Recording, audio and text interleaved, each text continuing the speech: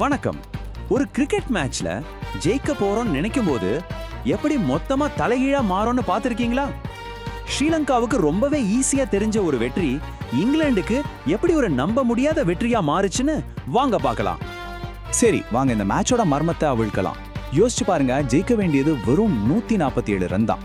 ஒரு ஓவருக்கு 7 ரன்னுக்கு கொஞ்சம் மேல அடிச்சா போதும். ஆனா இது எப்படி ஸ்ரீலங்காவுக்கு இவ்ளோ பெரிய பிரச்சனையா மாறுச்சு? இந்த கேள்வியில இருந்து தான் எல்லாமே ஆரம்பிக்குது. மேட்ச் பாதி முடிஞ்சப்போ ஸ்ரீலங்கா ட்ரெஸ்ஸிங் ரூம்ல செம ஜாலியா இருந்திருப்பாங்க. அவங்க ஸ்பின்னர் டுனத் வெல்லலகே சொன்னதை பாருங்க, இங்கிலாண்டை இந்த ஸ்கோர்ல சுருட்டினதே பெரிய சந்தோஷம்னு சொல்றாரு. அவங்க மனசுல வெற்றி உறுதின்னு ஒரு எண்ணம் இருந்திருக்கும். சரி, இந்த மேட்ச் எப்படி இப்படி ஒரு யூ டர்ன் அடிச்சதுன்னு 5 முக்கியமான விஷயங்களை வச்சு நாம இப்போ ஆழமா பார்க்கலாம். முதல்ல ஸ்ரீலங்கா சைட்ல இருந்து பார்ப்போம். ஆரம்பத்துல அவங்களுக்கு எல்லாமே சரியா தான் போயிட்டு இருந்துச்சு. பேப்பர்ல பார்த்தா இது ரொம்ப சிம்பிளான ஒரு டாஸ்க். அவங்க சொந்த மண்ணில் விளையாடுறாங்க. 147 ரன்னை சேஸ் பண்றது ஒன்றும் பெரிய விஷயமே இல்லை.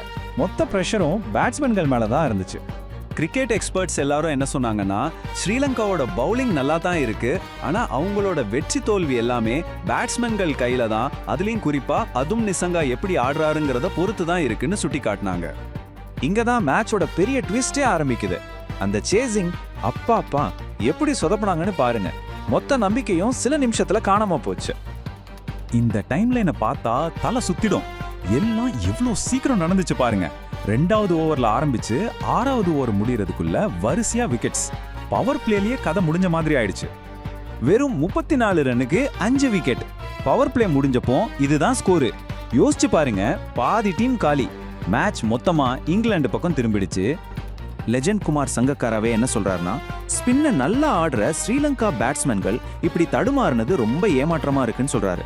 அதாவது ஆரம்பத்துல இருந்தே அவங்க ரன் அடிக்கணும்னு நினைக்கவே இல்லை. அதுவே அவங்களுக்கு பெரிய பிரஷரை உருவாக்கிடுச்சு. சரி, இது ஸ்ரீலங்காவை சொதப்புனதா இல்ல இங்கிலாந்து சரியா பிளான் பண்ணி செஞ்சதா? வாங்க இங்கிலாண்டோட டாக்டிக்ஸ் பத்தி பார்க்கலாம். இது ஒரு கேப்டனோட மாஸ்டர் கிளாஸ்னு சொல்லலாம். இங்கிலாந்து கேப்டன் சும்மா இருக்குல்ல. ஸ்ரீலங்காவோட முக்கியமான பேட்ஸ்மேன் பதும் நிசங்கா, அவருக்காக ஒரு பொறியை கச்சிதமா செட் பண்ணாங்க. இங்க பாருங்க நிசங்காவே எப்படி அவுட் ஆக்குனாங்கன்னு. முதல்ல நிசங்கா 2 பவுண்டரி அடிச்சு செம்ம அக்ரெசிவா இருக்கிறாரு. உடனே கேப்டன் ப்ரூக் ஸ்கொயர் லெக்ல இருந்த ஃபீல்டரை சர்க்கிள்குள்ள கொண்டு வராரு. அப்புறம் மிட் விக்கெட்ல இருந்தவரை பவுண்டரி லைனுக்கு அனுப்புறாரு. இதுதான் அந்த பொறி. நிசங்கா பெரிய ஷாட் அடிக்க போய் கரெக்டா அந்த புதுசா நின்ன டீப் மிட் விக்கெட் ஃபீல்டர் கிட்ட கேட்ச் கொடுத்துட்டாரு. பேட்ஸ்மேனோட கோவத்தையே அவருக்கு எதிராக யூஸ் பண்ண ஒரு மாஸ்டர் பிளான் இது. அவங்களோட பவர் பிளே டாக்டிக்ஸை பாருங்க. புது பந்துல ஆல்ரவுண்டர் வில் ஜேக்ஸை பவுல் பண்ண விட்டாங்க. அவங்களோட ஸ்டார் பவுலர் ஜோஃப்ரா ஆர்ச்சரை வச்சு 3 ஓவரை போட்டாங்க. ஏன் எட்ஜானா கேட்ச் பிடிக்க ஒரு ஃப்ளையிங் ஸ்லிப் கூட வச்சாங்க. மொத்தத்துல தொடர்ந்து அட்டாக் பண்ணிட்டே இருந்தாங்க. கேப்டன்சி எல்லாம் சூப்பர் தான்.